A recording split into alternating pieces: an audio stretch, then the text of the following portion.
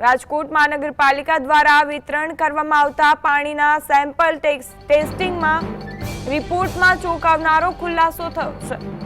મનપા દ્વારા લેવામાં આવેલ કુલ 8,214 નમૂનાઓમાંથી 6 સ્થળોએ પાણીમાં બેક્ટેરિયાની હાજરી મળી આવી છે, જ્યારે એક સ્થળે પાણીનો નમૂનો સંપૂર્ણપણે પીવા લાયક ન હોવાનું સામે આવ્યું છે।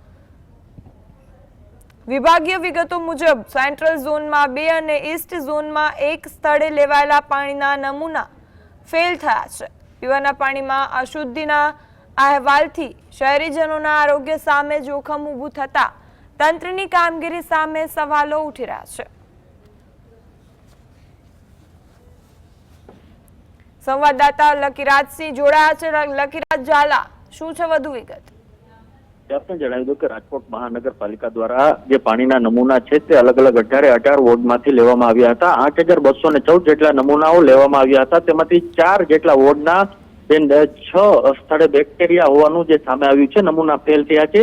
જો વાત કરવામાં આવ્યા 4 વોર્ડની, તો વોર્ડ નંબર 7, 4, 8 અને 6 નંબરના વોર્ડમાં દૂષિત પાણી મહાનગરપાલિકા દ્વારા જ અપાતું હોવાનું સામે આવ્યું છે।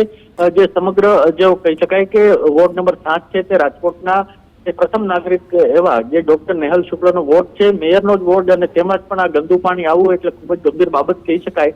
આજે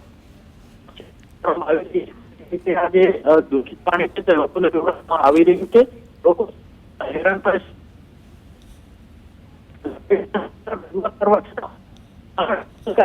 કોઈ પણ પ્રકારના પગલા નથી લેવામાં આવતા તેવું ક્યાંક ને ક્યાંક નિવેદન છે તેમના દ્વારા સામે આવ્યું છે। એટલે ચોક્કસપણે હવે આગામી સમયમાં મહાનગરપાલિકા દ્વારા કઈ પ્રકારની કાર્યવાહી કરવામાં આવશે તેના ઉપર સૌ કોઈની નજર છે। જી આભાર લકીરાજસિંહ સમગ્ર માહિતી બદલ।